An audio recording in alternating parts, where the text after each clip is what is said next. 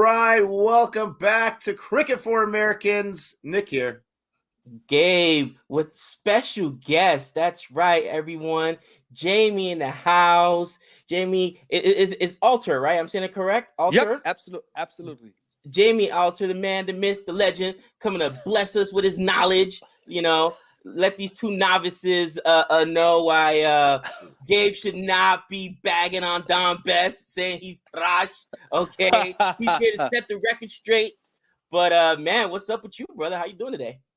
I am very well, guys. Nick, Gabe, thank you for having me. I had a chance to speak to Nick on Azjad's channel a few days ago, and then I said, guys, I really want to come on your show.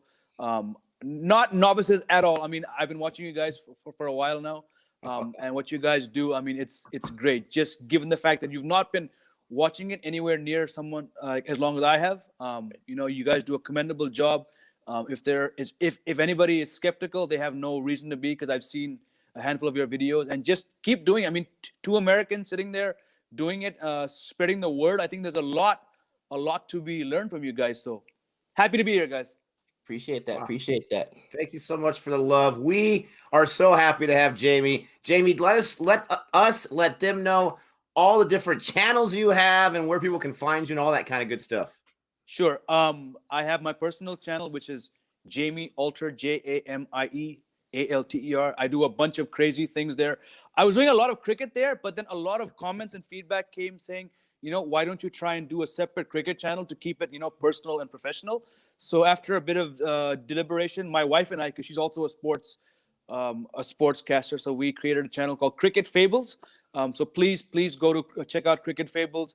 We do a lot of things that you guys do, previews and reviews. We've got some guests, some players. We had Chiteshwar Pujara, the Rock of the Indian batting, on our channel this week. We got a couple other Indian players lined up, some former England players lined up, and so Cricket Fables. And then I have a third channel called Let's Learn with Jamie, where I sort of do a very basic English grammar course, because a lot of feedback came over the last year. Like, you should do, as somebody who speaks Hindi and English very well, why don't you try doing English grammar? And I'm like, me, English grammar? I fumble all the time. But the feedback was good. So the third channel is Let's Learn with Jamie. So please hit like, share, subscribe. Love to see you come to my channel. So, yep, that's my plug. Let's get down to business now. Absolutely. That's fantastic. And Cricket Fables, I've been watching it the last few weeks. It is growing, my friends. It is growing. Thank you. So definitely go check that out. This guy's got Pujara on his channel. You got to be kidding me. I mean, that was so awesome to be able to see that and hear from him. And your wife does a fantastic job as well. Big props to her. So we're excited to have Jamie. We are here to talk about the upcoming series between England and India. And coming off what happened in Australia for India, one might have the idea that it's in India. India's coming off this big, huge road win, as we would say here in the States. They are nigh unbeatable right now because things are in their favor. We're going to talk about, do we think that they are unbeatable? Does England have a chance? England, they just came off Sri Lanka, going to the subcontinent and winning both of those matches pretty easily. So we are going to be talking all about that. Guys, don't forget to like and subscribe to Cricket for Americans, to Jamie's channel. And let's go ahead and jump right into this. And I want to start off with Jamie, and then we'll go Gabe after that, and I'll share my thoughts. Talking about the first two test matches in Chennai, all right? You are way more of an expert than we are. I hear that the pitch it's going to be a flat pitch. I hear that it might take a few days for it to be a little more spin-inducive. How similar is this pitch in Chennai than what they were playing at Gale in Sri Lanka? And do you think the spinners are going to have just as much success, more success, or less success? Good question. I would probably say a little less success, because the Chennai pitch of say 20 odd years ago does not turn as much as the ones we've seen, let's say, the last 10 years or so. Plus the difference in the venue for the two Sri Lankan matches, where the fast bowlers do get a lot more there than what James Anderson got 6 for not much over there, Do I see that Dom Bess and Jack Leach getting 5-wicket hauls here? Maybe, but for a lot more runs, just because this is going to be a somewhat flatter track. And even the way, like you guys watched that Australia series, the way that Nathan Lyon, I mean, The guy's played 100 test matches, near 400 wickets. The way the Indian batsman played him, and he's taking nothing away from Dom Bess and Jack Leach. He's Nathan Lyon. So the way these guys played him, even when we were speaking to Cheteshwar Pujara, one of the questions we asked him, in fact, 2 questions were all about fast bowlers. And he made a point to say, you know what, the Australian fast bowlers get talked about, but let's not forget Nathan Lyon. The guy's got a decade of success. So I think the way the young guys, Shubman Gill, Pant, Washington Sundar, even Shardul Thakur being a surprise package, the way these guys played Nathan Lyon, I think we can expect to see them dominate the spinners. But then again, Jack Leach has now gone to Sri Lanka twice, and he's played a key role in England, winning 5 tests in a row in Sri Lanka, which was unheard of, 5 years ago.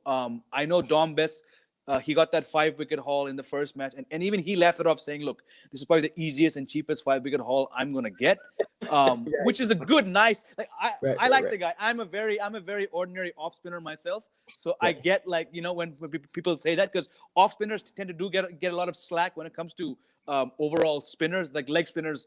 Wow, Shane Warne and all these guys, and left armers are rare. Off spinners are like, yeah, you guys don't really do much. So I get when Dom Bess says that. But just to go back to your question, yeah, I don't see as much turn as we saw in the Sri Lanka venues, at least for the first test in Chennai. Right. The second test, especially maybe days 3, 4, and 5, might be really interesting after it gets beat down a little bit. Game, your thoughts on the pitch, on the spinners' chances. I know your thoughts about Dom Bess. I know you're smiling after what Jamie had said there. Well, you know what? Here's the thing. You know what's crazy? I went back, right? And of course, I'm doing some research, and I'm saying to myself, for us, unfortunately, we have what we call recency bias, right? And most Americans do, but I think most sports fans do. And I'm looking at most of England's matches early on against my West Indies, against who else did they? What other tests did we watch against Pakistan? And Dom Bess usually is expensive. He gets pumped, and all of a sudden he goes to to Sri Lanka, and he got this 5-wicket haul. And I was watching it live when he got one of the wickets. He was even disgusted. He didn't even celebrate, because again, it was just one of those things where he got lucky. The batsman shouldn't have swung.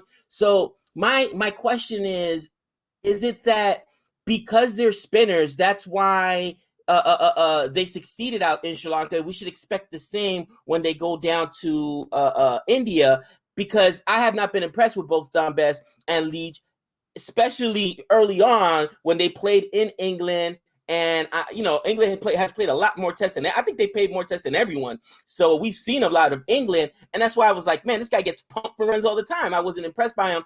All of a sudden, he's getting a fifer. Really, Dom Bess? And then he got a 4-wicket haul after that. Yeah, I was like, those two things don't go together, at least from what I've seen.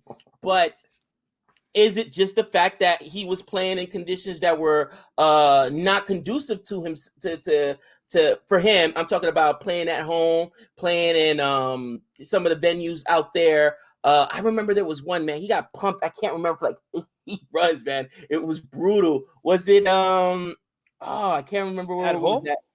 Yeah, it was in England. He got pumped for a lot of runs, man. I can't remember which match it was. It might have been West Indies went there. I think he was he was out for a good year, so I don't know when. No, what wasn't West Indies? I think it was one of the later. He didn't play this. It might have been the Ashes, maybe. Possibly. It might have been the Pakistan. One of the matches when Pakistan put a bunch of runs up in that one inning, and then they kind of fell apart in the second inning. It might have been that one where they busted like 300 or so. Yeah.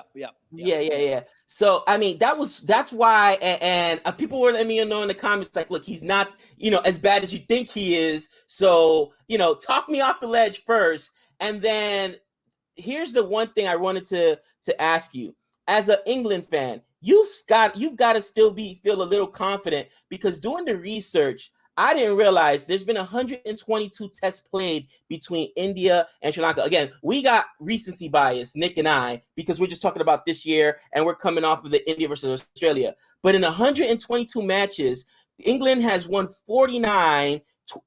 India has only won 26. And we're talking about, I remember I was doing it. Hold on, let me double check here. Yep, 122 matches. And England has won 49 to India's 26. And India has had some great test teams in the past. So is it Is it right now just because of what India was able to achieve in Australia? People coming in thinking that England is going to get swept here or going to get mopped with. How do you feel about that? Well, the last team to come to India and win a Test series was England in 2012. Which and they showed up.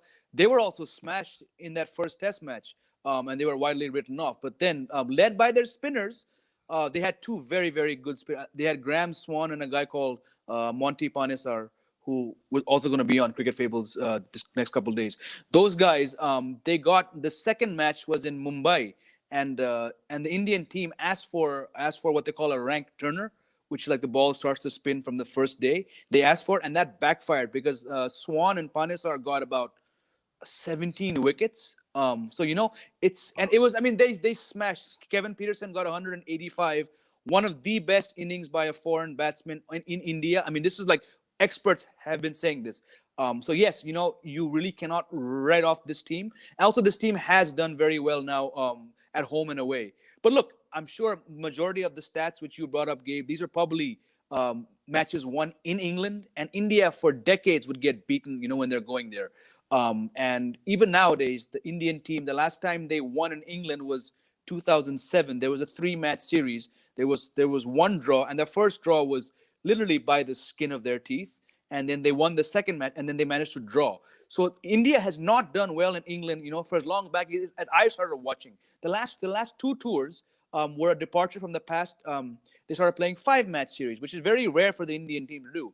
India lost 4-1, 4-1 the last 2 times. So yes, the stats are obviously stacked in favor of England. But probably if you scratch the surface, a lot of those games were probably won, 25, 30 years ago. This Indian team is far better.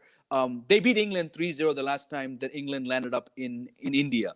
And as well as guys like Dom Bess and Jack Leach bowled, yes, they're going to have. I mean, this Sri Lankan team was pretty average. We have to accept that. They were just smashed. Like the shots that Dinesh Chandimal, literally he was sledged by Joe Root at first slip, saying, "Come on, Dinesh, get out next ball," and then he slogs next ball. So I think Leach and Bess, and it was. I mean, I was watching. I'm like, what? Literally, he played an awful T20 shot to get out in like the second session of a Test match. It was bizarre. I think India will probably win the series, but it's going to be a lot tougher than it was in Australia because England have Joe Root has finally got. He's in good form. Moeen Ali is a fairly good spinner who doesn't get enough credit. He has won 2 Test matches for England against India. If he's available and he plays, it really could be. Also, I want to bring up one more thing before I stop talking. It is something of a myth that this Indian team plays spin very well, which is why full credit to how they played Nathan Lyon. But there have been some very ordinary spinners in the past who have exposed India's batting. This is not the Indian team of the 90s and let's say the early 2000s, which had fantastic 5 epic batsmen who would dominate spinners.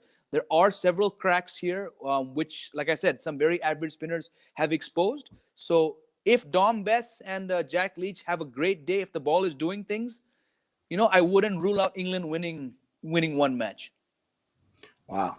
I mean, those are some amazing thoughts. And that brings me to what I wanted to ask as well. Gabe, I think he's having some issues. He'll come right back on. No worries there. We'll get him in a second. But Jamie, I'm curious, the spinners for England, I only count 3 on the roster they announced, the squad they announced a few days back. Moeen Ali, you mentioned, Dom Bess, and Jack Leach, we've mentioned. I mean, Moeen Ali, he's coming off some rest. He didn't play in the Sri Lankan series at all. He's probably played some domestic, obviously, but as far as the international stage, it's been a while. So he's coming in rested. Would you say of those 3 spinners, would you say that, because I think a lot of people love Jack Leach, but is Moeen Ali the most dangerous of those 3? Which of those 3 do you think is the most dangerous? And do you think any of those 3 are above average spinners? Again, taking nothing away from them, it's because they play in England, where at home spin is not done as well as say fast bowlers have and medium pacers, which is why when someone like a Graham Swan shows up, he takes over 250 wickets. That's a big deal. I think just adding one more thing about Dom Bess, he did on that tour of South Africa at the start of last year, he did get a 5-wicket haul in South Africa, which I think surprised a lot of people. And if I'm not mistaken, he got the first 5 wickets to fall in a of the South African innings. So it's not to say that he's always been average, always been crap. I think Jack Leach perhaps gets a bit hype because of this whole English cult figure thing they have. Being wearing glasses and being a crowd favorite, and of course the way he batted for that one run with Ben Stokes in the Ashes a year and a half ago. So I think Dom Bess is probably a slightly more dependable spinner. But then look, Moeen Ali has that dual role of being an all-rounder in a batsman and a bowler. He's got a heck lot of wickets for England across formats. He's got test hundreds. He's a very, very valuable batsman down at number 7, 8. So probably when you look at Moeen Ali's experience, he's probably the most important spinner. Not the best, I'd say, but the most important. But yes, he's had problems. He took a break from playing red ball cricket. Then he goes to Sri Lanka. He tests positive for COVID-19. He does not play those 2 tests. I would see him somehow slotting in. Maybe they won't play 3 spinners. Maybe they'll drop one of Leach or Bess. Dom Bess does bat a lot better than Leach. So if Moeen Ali is picked and he plays into the starting 11, probably they'll leave out Leach because 3 spinners is a risk, especially if India's batsmen get going. So in my mind, it would be Moeen Ali number 1, Dom Bess 2, and then Jack Leach number 3. Wow. All right. So again, that makes a lot of sense about Jack Leach being a cult favorite because I've just heard so much love and so much praise for this guy. That makes a lot of sense. All right. So I think 3 spinners in one starting 11 is a little too much because you got guys like Stuart Broad, you got guys like Jofra Archer, and you got guys like Jimmy Anderson. And then they also have Ollie Stone, who, he to me, he's like the biggest X factor wild card if he gets in the starting 11 to see if this guy is gonna, do something, do amazing things, or just be destroyed. Who knows? Of those pace spinners, do you think it's going to be Anderson, Broad, and Archer for sure in those starting 11? Or do you think, because typically I've seen they haven't put Anderson and Stuart Broad together in too many matches. They usually go one off and one off throughout the series. Which pace spinners for India or for England do you think they're going to go with? Look, with this England team, you never know. If you look at Anderson and Broad, as a pair, they are the most successful fast bowling pair of all time. But in the last 2 years, they've hardly played a match together, right? And it's something which is, Stuart Broad has gone on record as saying that this just really pisses him off, So somehow he's not been the starter when it comes to a lot of home series. Most recently, when international cricket resumed in England during the pandemic, they left him out for the first match. And he said, look, this is, I don't get this. And what does he do? He comes back in the second game and he takes like 10 wickets. So sometimes it works to have Stuart Broad, rested for a match because then he's fired up. I know that, look, Jofra Archer was the guy who's literally coming off a break. So I see him slotting straight back in because he's fresh. He's got fresh legs. Look, Anderson, each time we write the guy off, he's nearing 39. The guy does something abnormal, right? I've been watching him since his first series in 2003. With the frosted tips? It's the frosted tips. And I remember I was watching with my dad, and they were playing a one-day what was called a tri-series. It's like an extinct idea nowadays. And he was young, he had the tips, and we're like, this guy is going to play 100 tests. And sure enough, he does that. He's probably put on 5 kgs in 20 years. The guy's insane. But again, he's just bowled a lot of overs in back-to-back tests. Maybe they won't start with him. I know that they've rested. I think they're going to rotate Mark Wood and Sam Curran. Like you mentioned, they have Ollie Stone. On Ollie Stone, I've not seen a lot of him. But England teams always have this 1 or 2 extra fast bowlers. You don't know what they're going to do. Sometimes they're sensational. Sometimes they're like, man, this guy's average. So I don't know. I don't see Ollie Stone fitting in at the start. Probably you would see probably Broad, Stokes. Stokes is your third fast bowler. I probably say right now on the spot, Stokes, Archer, Broad, and 2 spinners. Of course, Moeen Ali and Stokes are all-rounders, so they probably won't bowl as many overs because they have to bat a lot. But I somehow don't see Broad and Anderson being starters. Probably the second test when they rest one of like one of the third or fourth guys, you could see them come back together. So this is something that me and Gabe were wondering earlier. And guys, sorry about Gabe. He just texted me. He's got some internet issues right now. We're going to keep rocking with this video with Jamie. And so what we were talking about is, with you have an all-rounder like Moeen Ali, do you consider rocking with 6 bowlers? Is that completely blasphemous in tests? 6 frontline bowlers, yes. I mean, there are not a lot of teams even play 5 bowlers. They like the fifth guy is normally a guy who can bat, which is why the teams that have good all-rounders tend to do a lot better than other ones. Australia now have they now have Green, like we said that day. Green's batting sort of trumps his bowling. But the Stokes, the Moeen Alis back in the day. I mean, not too long ago, you had Andrew Flintoff kind of guys. These guys are, again, they're very hard to find that blend of being almost as good in one discipline as the other. India have a guy called Hardik Pandya, who's now finally just come back. You've probably seen him play a lot of and they have Jadeja as well, right? Exactly. So I think with Jadeja being out for 2 test matches, that means that Washington Sundar plays, yes, as a spinner, but also we saw him bat. You saw him bat. You need him also as a batsman. So 6 bowlers is off the table. But again, they do have Archer. They do have Ali and Stokes, who can probably give you, Stokes would give you 10, 12 overs per day. Moeen could probably give you 15 because he's a spinner. So it's when you have guys like that, you can afford to then play an extra bowler. So probably four specialist bowlers, two spinners, 2 pacers, and then at least 1 all-rounder. So that's good for you. And speaking about Stokes, he is, in my opinion, we got Gabe back right now. Gabe, how are you doing, my friend? Bro, every single time they come out with the new updates, oh yeah, computer issues, bro. It's ridiculous. This has been 2 days in a row, man, that I don't know. And I think the update just came out last week or whatever. And it actually happened in the middle of one of my live synchronous sessions, Nick, with my class. I had to get on my phone or whatever. All right, guys, get this done. I'll be right back. I got to reboot it. I don't know what's going on. My apologies there. My apologies.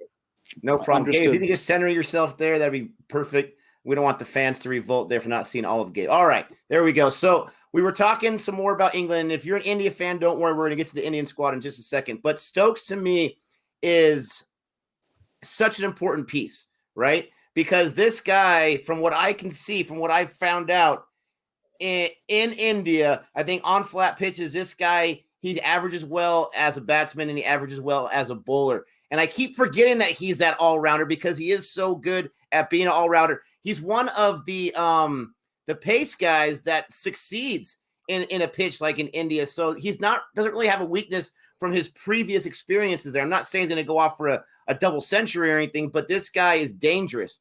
We see Joe Root, what he did in Sri Lanka with that tune-up. And, I had a lot of things to say about Joe Root when I first saw him, and he definitely smacked me around and said, Nick, what are you talking about? I almost got a double century, and I got almost another double century. So when you got guys like Joe Root, who's got a tune-up in Sri Lanka, you got Ben Stokes, who's got a whole lot of rest in him, and then they got some other firepower there that can bat as well. Do you think that they have the ability on this pitch to bust out a 400-run inning, Jamie?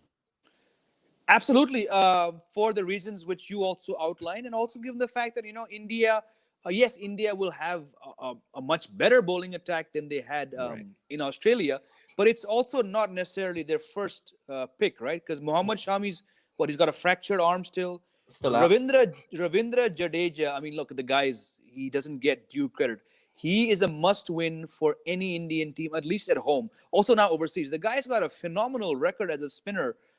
In India, in these conditions. And he complements Ashwin so well. Ashwin is the more traditional off spinner who has, variation. But the way that Jadeja just walks in and bam, bam, on the same spot, on the dime, for like 3 hours in a row, they're really going to miss that, So let's say a Washington Sundar starts and he has an off day. Let's say a Mohammad Siraj has an off day and a Root and a Stokes or a Butler or any of these guys has a good day, yes, absolutely. I can see them getting to 400. That said, the last time they they came to India, they got 400 a couple times, and they got smashed in those same games. So, getting to 400 is not, because if they got 400, India made 633, or whatever it was. But yes, I would say this England team has a much better chance than the one that came to India, four odd years ago, because being in Sri Lanka has given them a huge boost. The conditions are almost like for like. You've got Joe Root, who you guys know, he's always talked about in the top four, the Fab Four of this era, but his conversion rate is pretty piss poor. I'm getting from a 50 to 100. He's now gone and got a double 100 and then 185 or whatever. He's looking good. And this is what Josh Butler did a virtual press conference this afternoon, and he was asked about Joe Root, up close. He said the way the certain vibe a player has, and we've all seen that vibe, and this is the Joe Root that we know that we need as a team more than ever. So look, ominous signs from Joe Root. Yeah, and you're right. He did get that 220. I forgot in that first match. Not almost a double century. He did get a double century. All right. So, Gabe, we've been talking a lot about England. We're going to switch over to India in a second, but I want you, because I know what you were doing. You got off the stream so you can send a tweet to John Campbell and throw some shade. I know what you were doing there. But now that you're back and you threw your little tweet to John Campbell, what's up, John Campbell? What are your thoughts on this England squad before we start talking about India, the batting, the bowling, whatever you want to talk about, my friend? Actually, just to let you know, John Campbell is this close to getting off the Sinister Six. My man put up 44 yesterday. Right now, my West Indies are in a position. They actually declared they're in a position to actually win a test match. So, fingers crossed. All right. My boy Cromwell put in some work. But, here's one thing I wanted to ask about this England side. We're seeing right now that we've got, and you mentioned two of the big dogs, right? You mentioned that they didn't have and when they were playing Sri Lanka, and of course Ben Stokes. But how do you feel, Jamie, about the rotation policy? Because I've read different things in different places, and even here in America, a lot of players opted out, okay? Some big players. In Major League Baseball, there's some controversy going on because people want to say, well, is this a legitimate championship for the Dodgers because of so many players opting out and the shortened schedule or whatever? And even though you've got Ben Stokes, I can't help to look at the fact that there is no Sam Curran, who I love, you know what I mean? CSK, the guy grew on me. Honestly, I think that he is a really good young all-rounder. You're also missing, who else is missing on this side? I was looking at that. They're gonna rotate Josh Butler. They're gonna rotate Johnny Bairstow, Mark Wood, Sam Curran. I mean, of those four, you have three are first choice picks. So yeah, exactly. No Johnny Bairstow, so no Mark Wood. So how do you feel with the rotation? And again, I personally understand. Simply not forget about COVID for a second. People don't understand, as somebody who comes from a family full of athletes, you don't know how many Christmases, how many birthdays, how many special events, Cinco de Mayo, because my wife's part Mexican, her nephew has missed because he plays pro football or soccer to our American fans. Okay. And my son who's in college or whatever was not able to come home his first year because he was in the middle of a big football game. So he had to stay home. And it's one of those situations where you sacrifice a lot. So for people who say, oh, no, they get paid a lot of money, they should be there, whatever, you don't understand. It takes away a lot from family. But at the same token, too, the mental health of now, not only are you away from family, but you're in that bubble. You know what I mean? It is tough. So I personally don't have a problem with the rotation policy from England, but I've heard a lot of people do, especially since this is such a big match, and it could determine, this test series here, whether, India gets to the championship or not. Yeah. No, absolutely. And it is for the reasons which you said. It is easy to understand why people opt out.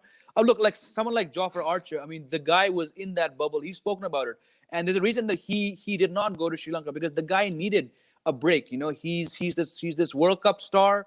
Played a key role in their World Cup. Played pretty much all of their matches since. Then he does the IPL in the UAE after playing at home. The guy needed a break. So it's about keeping players refreshed mentally, physically. It's about giving them a chance to go home. Of course, a lot of it is about COVID, but even beyond COVID, England have players who are now genuine world superstars. and they play in the Big Bash League. They play in the IPL. So even without COVID, like you said, Gabe, it's tough to be on the road for that long. And what the bio bubble has done is it's just amplified the situation to a new level. And people have to now think about mental health. As it is, mental health, at least in India, is something which nobody speaks about. So I'm glad there are other cricket boards taking a lead and saying guys need to be refreshed. Probably you would have seen this to a certain extent anyways, just given the fact how many matches these teams play. Sam Curran was there. I think he played every single game for CSK. And he's a guy who probably needed a break too. But that said, when you're playing a marquee series like this, especially after India, Australia, which was such a epic, just a series which really has put the focus back on Test cricket. I think what's unfortunate is that both teams won't be at full strength. Because I think there are fans who perhaps are now going to watch this series with renewed interest. So yes, you would have liked to see a Joss Butler playing all 4 matches and a Bairstow playing all 4 matches. If England end up losing, people would say, oh, well, there was no Curran, there was no Butler. That's bound to happen. But again, if I had to choose one, I'm all for players being rotated because you do want to go out there and give yourself the best chance of winning all formats. There's going to be 2 limited over World Cups in the span of a year. They have to keep players like Jofra Archer, Sam Curran.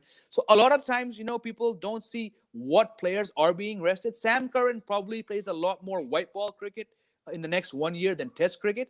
So it makes sense if he does miss, 2 Test matches, because his role is probably far more valuable for England in white ball cricket. So there's always pros and cons, but for me, it's totally the right call made by England here. And I mean, speaking of Jofra Archer, he actually violated protocol. I remember watching this with my West Indies, and it was because he stopped home to see his parents. He wasn't at a nightclub. He wasn't out partying. He wasn't at a bar. He stopped home to see mom. And then that made him, for an additional 10 or 14 days, literally be isolated. I remember Nick and I watching where the guy's by himself, still working on his run-up, still working on his deliveries, because now he's isolated from the team, even though he's traveling with the team. That puts so much pressure, mental pressure on these players. And I heard like he would be in his hotel room, no contact. They'd bring him food. I mean, think about it. That's almost like solitary confinement, which, and I'm not equating solitary confinement to, what prisoners go through, what these players go through. But really, no contact. They feed you, basically knock on the door. Here's your food or whatever. I was like, wow. And then all the scrutiny that he went under because he violated protocol, and he went to go home and see mom and dad. It was, right on the way, because that was seriously, like, come on. But yeah, I wanted to ask you that because I've heard a lot and I've read a lot online where people are upset. Like, if England, they're already building it in. If England loses, it's because of the rotation policy. And if India has your team at full strength, why can't we have our full team at full strength? And I'm like, oh wow, I love it. The controversy. But at the same time, I wanted to get your perspective on it. But no, moving on to the India series, Nick. And I mean, Nick proudly rocking his India hat or whatever. I'm telling you, this guy could do no wrong. He walks outside and the clouds just part, birds are chirping. Can I just get a Sixers drop in here right now? As we sit right now, the Sixers got themselves to the final by winning their first playoff match against the Scorchers. So I'm just saying, things are looking pretty good. I can't wait to talk about India. I can't wait to talk about this squad because, again, coming off what happened in Australia, I'm a serious sports fan. I know it's blasphemous to even consider the same type of drama, the same type of magic. You're just not going to get that time and time again. But they have so many players that they can choose from. And as a fan of India cricket, you're going to say, okay, I'm good with that. I'm good with this. Yep. I am so excited to see Ishant Sharma because I have not seen this guy bowl live. I'm hoping he's 100%. And I'm just so excited to see how dominant they can be. I think I saw some stat like in the last 8 years or 18 years, something like that with an 8, where they've only lost like 1 match at home. I mean, it's just out of control how dominant they are. I'm so excited. Jamie, tell me about Ishant Sharma. Tell me about some things you're excited that you can possibly see here from the Indian side. Ishant Sharma for sure, because this is a guy who he's copped a lot of flack as well, because just the fact that he's just not, until about 3 years ago probably, he just could not live up to the potential. I mean, the guys, He's huge, first of all, for an Indian, which is great to see because you need that height. He's got the West Indian height. I've seen him up close since 2007. There's obvious talent there. But for whatever reason, he was always put in that bracket of, he tries so hard. He's the first guy to rock up to practice, the last to leave. He bowls really well in the practice. But, for him to undergo this transformation has been beneficial for Indian cricket.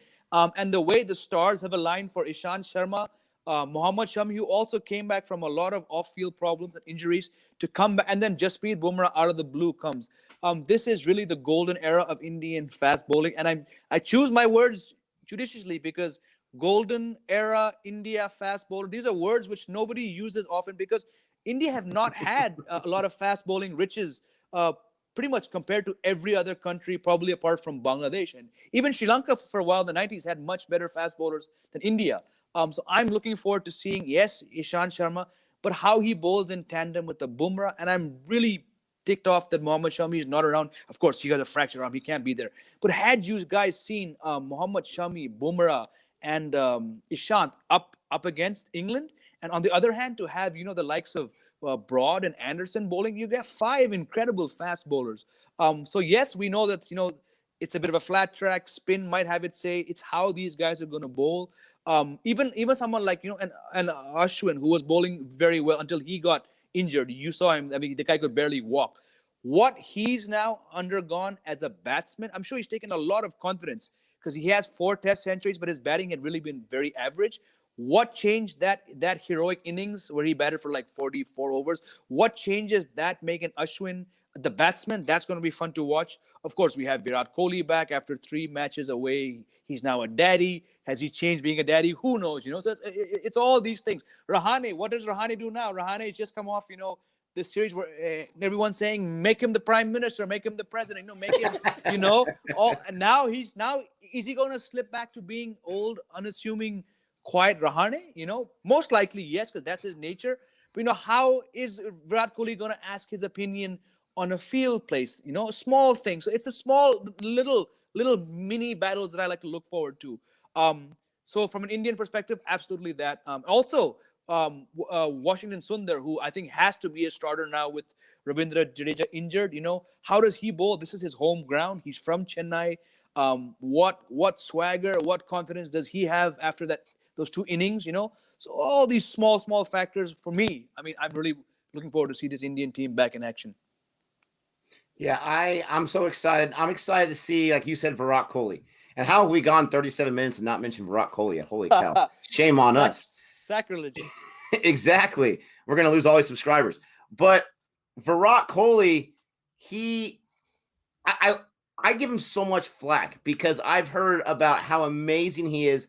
And I think everyone would agree 2020 was not his best season overall. Probably internationally on all 3 formats, but especially, Test, he didn't get a century in 2020. And because he set the bar so high for himself, everyone's just shocked. How could you not get a century in a year? But this guy, I love him so much because the tenacity of this guy. I do not believe for a second that he is not chomping at the bit to get out there and to show people why he is still the captain, to show India, in Chennai, to show them why he is Virat Kohli. And I get goosebumps. I get excitement. I hope it's not a letdown in these matches, but I can't wait to see what he does because I feel guys like him, Michael Jordan, you're talking about, I can't think of any other guys in that category because there's just so few of them.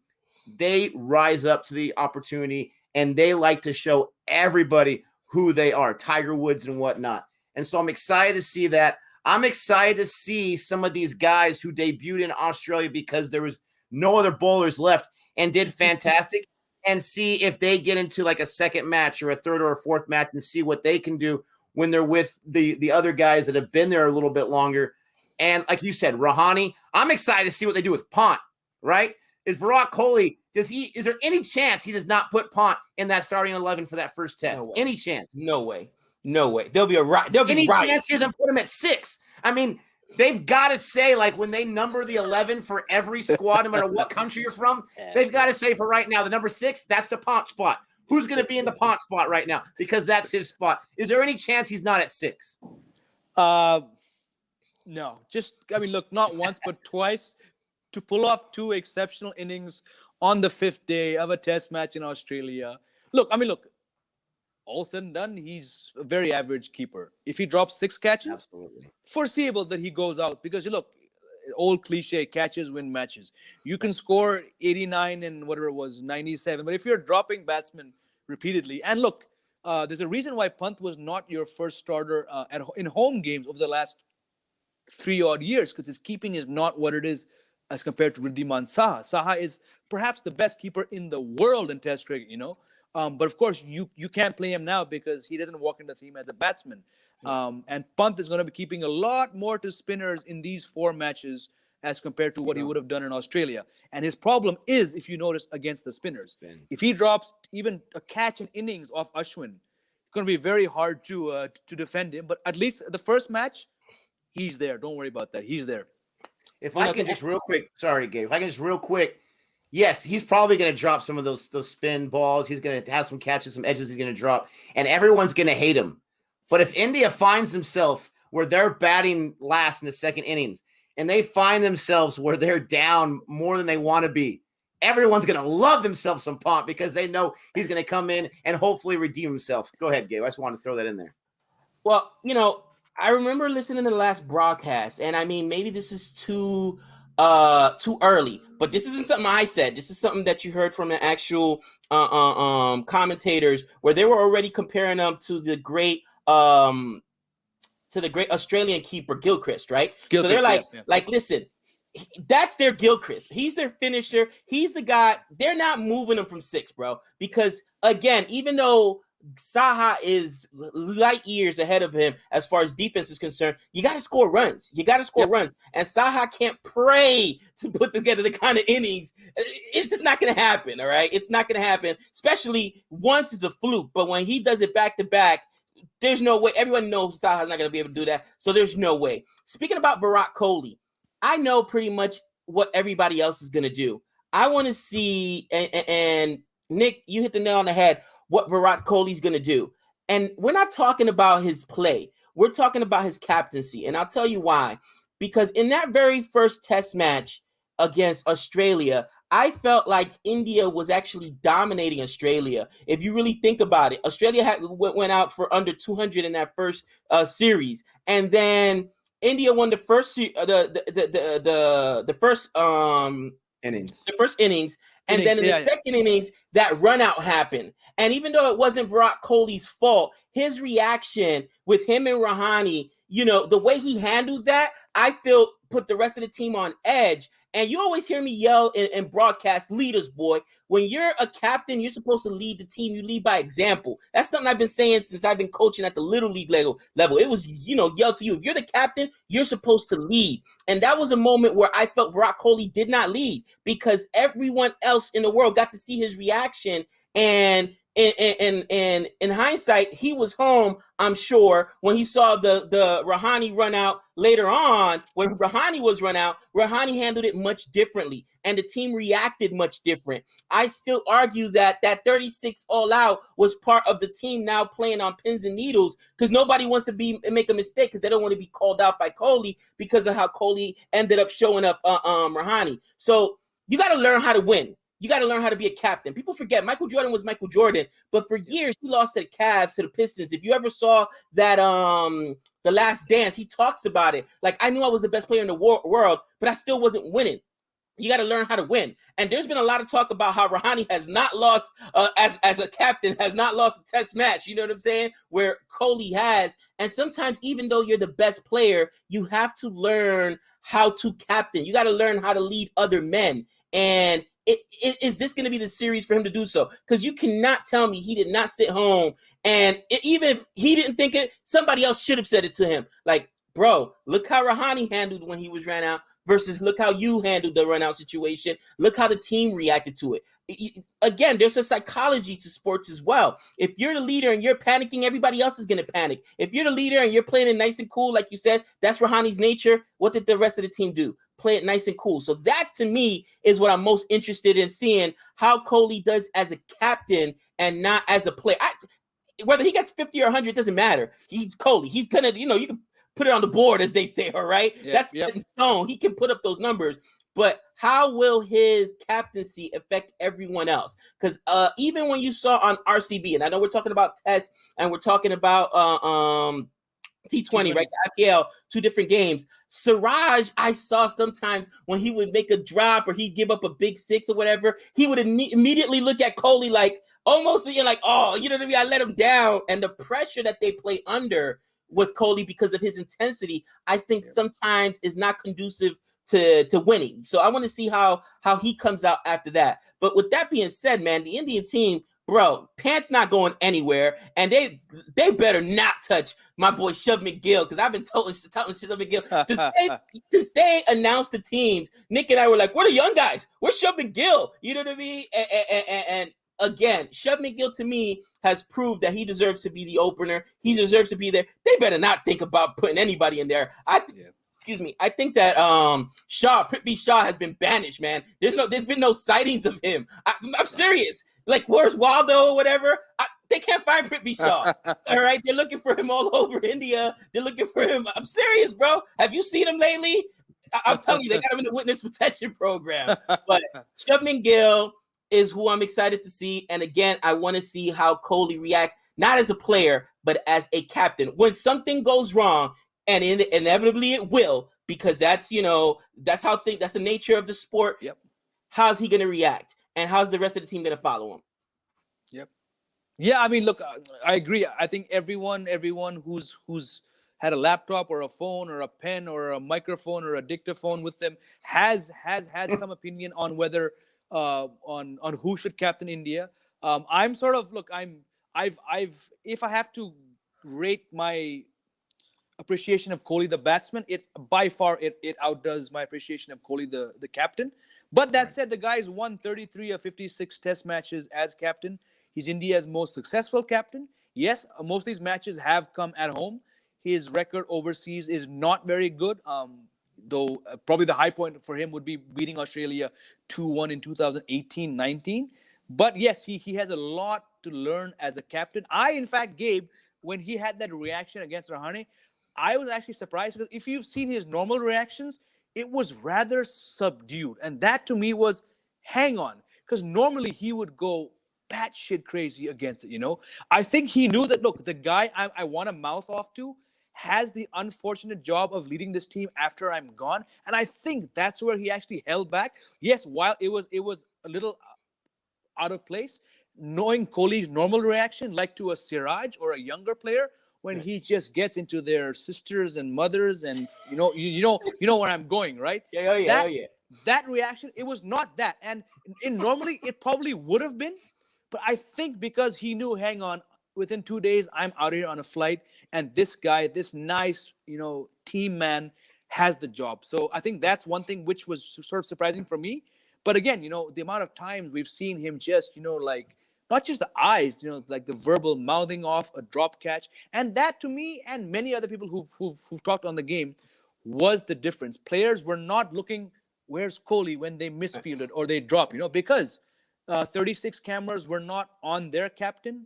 The way the Australian press were talking up Kohli like before he arrived, I was like, this is very odd. Why are they all praising Kohli? So he had every Australian tabloid, any media outlet, we're all talking about him. Now he goes, they're not talking anymore. And I think that's the kind of environment that Rahane really thrives in. And now that Rahane has won 5 in a row, he's taken that team from 36 all out to a series win. There will be a lot of focus, like you said, on how Virat Kohli leads. Personally, I don't think he's going to change a thing, because that's just, he'll say, look, this is the way that I've done it for all these years, I don't know. Sorry. If you saw 2 days ago, Sky Sports put out a long interview with Nasser Hussain and Virat Kohli batting in the nets in Chennai. Now, while all the cameras, they love him, news channels need Kohli to get hits and views, I get that. It was not out of place that whole feature was about. This was, I think, the PR machinery saying, hang on, let's put the focus back on Virat Kohli, There was no other player in that 40-odd minute thing. It was like, hey, it's normal. Yes, India won. Forget that. Let's get back to reality. This is Virat Kohli's team. He calls the shots. So it was to me, it was a not so subtle reminder to anyone who was doubting where Virat Kohli stands in this team, because there's been a lot of talk here. Kohli, keep him as a batsman. Let's play Rahane. I don't think Rahane is going to captain them until Kohli gets injured or he says no. So it's going to be very interesting to see how he does captain, but more than how he reacts, if he ever goes to Rahane, he normally goes to Rohit Sharma, who's a very, very good leader. Is he going to go to Rahane and say, hey, Jinx, what do you think? Should I do this? That's what I want to see more than anything else, how he reacts to Rahane on the field now. Yeah, and those are great points. And I think, unfortunately, for this series, none of those debates are going to change, because the last time England came to India won all the matches, or they didn't lose any matches, I should say. They didn't lose, yep. And Virat Kohli was the captain, and I read a report yesterday that when that was happening, they said this is Virat Kohli at his best. He's at his peak right now as captain. He's really coming to his own. So if they win all the matches, Virat Kohli is going to get all the love, but there's going to be other sports fans, and I understand people that are diehard Virat Kohli fans. I have athletes I'm a huge fan of too, and I forgive in many, many different ways. But even if they win all the matches, I don't think those people that doubt his captainship are going to be silenced, because they're going to say, well, they were supposed to win these matches in India. And then the Rahane thing is just so interesting. Again, being a fan of sports, sometimes the stars align. Sometimes things just work out the way they work out. And you had the paternity leave like at the perfect point, because you needed someone like Ajinkya Rahane to get him through and over that obstacle. I still think at this point, Virat Kohli is their best option, because he's just such a talented batsman. And I'm curious, and this is not a Virat Kohli thing, this is just an athlete who's been put in that spotlight for so many years now. You take away a captainship from a guy like Virat Kohli, is his mind going to be able to be focused enough on just his batting? Or is there going to be a little bit of a psychological there, like you took away the captainship from? So I just don't think it's an option right now. I don't think it's an option, like you said, Jamie Alter, unless he's injured or something else happens. But talking about this series, right? We've talked about the bowlers. We've talked about the batsmen a little bit. We've talked about previous experiences. We have 4 test match, 2 in Chennai and 2 in, what's the other place, Jamie? I forget the name. Ahmedabad. Thank you. So we have 4 matches here in India. I want to know, what are your guys' predictions for what happens? And I want to hear like a realistic prediction, what you really think is going to happen. And I want to hear like what we saw in Australia, where India won that series and not too people were predicting that. I want to hear what could be a possible crazy prediction. Does that make sense? Yeah, right. Why not? Gabe. All right, Gabe, go for it. First of all, I got to ask a question, because you're more of an expert than I am. What's the weather like? Because weather plays a huge role. So is there a possibility of losing any games to rain? I don't know what it's like this year, this time of year down there. No, no chance of rain unless it's a freak cyclone. But it's not happening. They don't play a lot of cricket at these 2 venues at this time of year. But I look, rain is not on the horizon. I think it'll be one of the rare times where you'll get 4 matches played at this time of year where there'll be no obstruction from the weather. So that's not going to be a factor. It's not that hot. Yes, Chennai is pretty much down there in the south, but normally January, February, it's not as bad as it would be in March, April. Right. Ahmedabad, this is a new ground, a new pitch, so that's going to be interesting. But weather won't be a factor there. It's not your traditional sticky, hot, humid weather, which could perhaps offset England's plans. Probably a lot similar to how it was in Sri Lanka. So. Okay. I wouldn't expect the rain to have effect. No. And I only ask that because I've come to learn that that's going to make a big difference between if games are going to be drawn out or if games are actually going to be able to play to a decision. Not that you still can't draw out a game even if there's not any rain. We've seen that happen already. But you know what? My prediction is that England surprises here, and England at least splits the series. I would say they split the series 2-2, and for some of the reasons we talked about, where you got, I don't know, people keep telling me not to overhype him. I honestly believe that Jofra Archer is one of the best bowlers in the world. He is one of the best bowlers in the world, and he's faced a lot of these guys already in the IPL. He is an absolute savage. Now, I know there's a difference between him in Test and him in T20, but even in tests in short spells, right? He's not going to give you 30 overs or 40 overs. Once he goes over 20 overs, now he starts getting pumped for runs. But I like their chances, and I just think that it's inevitable, psychologically speaking. You're coming off the high of breaching the fortress. You're going to come in and automatically expect to win because now you've got Kohli back, you've got these other sides back, and I think that, hold on for a second. I said this the other day on the stream. After I saw what happened to South Africa, okay, yes, partly bad luck on my part. I'm mush. I picked South Africa, okay? But I was saying South Africa could be one of the 4 or 5 top teams in the world. And now you see what happens to South Africa. Wait a minute. New Zealand may not be 2 or 3. New Zealand has played all their games at home. And even though Kane Williamson taught me a lesson from me saying, he doesn't belong in the Fab Four, and how dare I say that, I think England is honestly top 3. Think about all the games. So I think that England should be up there with Australia and India. And people have forgotten how many more test matches England has played than all these other sides. So I would say that, I'm telling you, England's going to surprise, and we're going to see like a 2-2, a split of the series. Do I think? And that's your realistic prediction? That's my realistic prediction. That's my realistic prediction. I see a split. I see a split for sure. I don't see a sweep. I can guarantee. Me and Jihan were talking about a sweep of after that 36 all out. We were 4-0 Australia. Oh, yeah. Same. Never again. All right, that's a crazy prediction when you say that. No more 4-0s over here, right? I don't see a sweep either way. There's just way too much talent. So that's my realistic prediction. I think it's going to be 2-2. If I was talking about a crazy prediction, it would be a sweep either way, and I don't see that happening. Yeah. I mean, I learned my lesson with that Australia series. Yeah, that's not gonna happen, man. 4-0, I'll never say that again. Yeah. Look, I think I definitely see England winning one test match because of the X factor they have in bowlers like Archer. I could even see one test somehow, without the rain or the weather getting involved. One test might even be a draw. If you get both teams playing at optimum level, one team scores 400, the other team scores 450. What happens in this situation is then you often don't have enough time to bat out, which is why I've always said to have a really good test match, you want a team scoring about 375, because once you get into that 500 range, then it actually does, if the other team bats well on a flat track, they can get to 600, and then there's not enough time. So I think perhaps my logical prediction would be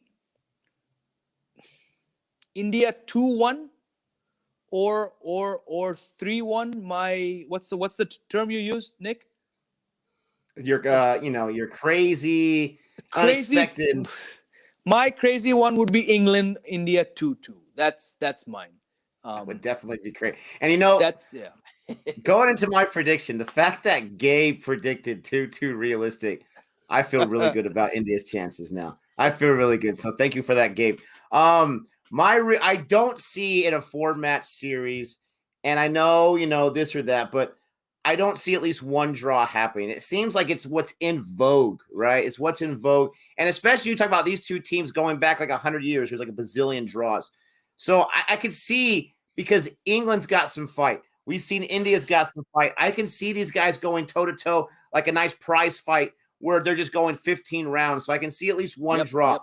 My realistic prediction is I think India is going to win at least 2 matches. I don't know if the other 2 are going to be drawn out or if England's going to get a win. I don't underestimate England whatsoever, but I feel like they have the cards stacked against them. They have India fully equipped, or mostly fully equipped in India. The condition, all this kind of stuff, right? I just feel like as good as England is, and I've been rooting for England early in the year, I think they have so much against them. So I think it's going to go 2 wins and 2 draws. That's my actual prediction. I think there's going to be 2 draws in there. And I think in those 2 draws, we're going to be having conversations after the series where India was this close to losing 2 matches. We might be having those kind of conversations. That's what I think could happen. My crazy prediction, honestly, this is my crazy prediction, and this is like just me being such a negative person, is that England wins 2 or 3 matches, and India, coming off this huge high, coming off all these things where all the stars align right now in the right way, and they just get destroyed by the squad that no one expected in India to do. Gabe mentioned that he thinks England could be number 3. Well, right now, India is number 1, and sometimes heavy is the head that wears the crown. And so we shall see what happens. I'm hoping that doesn't happen. We've seen crazier things. And with this Test Championship, this being the first time Test Championship, so much on the line, that would be the worst thing that could happen if you're an India fan. So that's why it's my crazy prediction. I do think England, if you're saying 4-0 India, you're not giving enough respect to England. I think India could do it, but I don't think you're giving enough credit to England, England whatsoever. But ladies and gentlemen, there's so many more things we can talk about. We're going to do our final thoughts right here. We're going to let Jamie go to bed because C-Stain let wait for us. If I don't say it, thank you so much, Jamie. Let's do some final thoughts. Yeah, look, I think it's going to be a great series because yes, India are coming off this high. They don't have their first choice bowling attack. There are questions like where do you bat Gill? Where do you bat Rohit? Where do you bat Mayank Agarwal? Who are your openers? What do you do with Saha versus Pant? So there are those factors. Plus, England, unlike many teams in the past, have just rocked up here having beaten a fairly average Sri Lankan side. But you take confidence from the way you played their bowlers, the way you done. This is a series, in short, which is going to be dictated by the bowlers, which you don't often see in India consistently enough. If Anderson, Broad, Archer, if they hit optimum level, they could bowl England to more than one Test victory. There are a few cracks in India's lineup. We've seen teams like Australia come here 2017, bowl India out cheaply in the first match of a series, and then end up losing. So you cannot underestimate, you cannot disrespect England. It's a series which is going to be impacted by the bowlers. I've said it now on this date, whatever the date is, January 30th. We can review this. We can review this in 5 weeks' time. The bowlers will do far more better than the batsmen will. Honestly, that's a great observation there. To Nick's point earlier, there's been 122 Test matches between the two sides, right? 27 for victories for India, 47 victories for England, 49 draws. So just history has. You're right, Nick. You got to go with history, right? Again, last week, Green Bay versus Tampa Bay. How do you go against Tom Brady? All right, you want to compare Rock Kohli to somebody else? How do you go against Tom Brady, a guy that's a winner? So I could see you guys are right there probably because these two batting sides are so good. We're talking about Ben Stokes being back. We're talking about Joe Root being back in form. Maybe there's going to be a draw in there just because they'll run out of time. But I think we're going to be. England has the opportunity to play spoilers right now. Because correct me if I'm wrong, regardless whether England wins or lose, there's nothing they can do to get into the championship. It's either Australia or unless Australia do get smashed in South Africa, then I think England would then jump up significantly. And if England gets some wins in this series too, they can move up quite a bit. If they win 2 matches here, then I think India and New Zealand are safe, frankly. Australia, having lost at home, are now in that risky situation. Plus, if I think they're playing 2 tests in South Africa or 3. If they lose there, then they're out for sure. Okay. And then you have England all of a sudden jumping up. So anything's possible. Me, I love baseball. I love pitching. In cricket, I love bowling. And I'm looking forward to seeing Stuart Broad. I'm looking forward to seeing Jofra Archer. I'm looking forward to seeing Bumrah. I'm looking forward to seeing you know what? Lord Siraj is on the test team, but they haven't put him. He's not going to be in the starting 11, is he?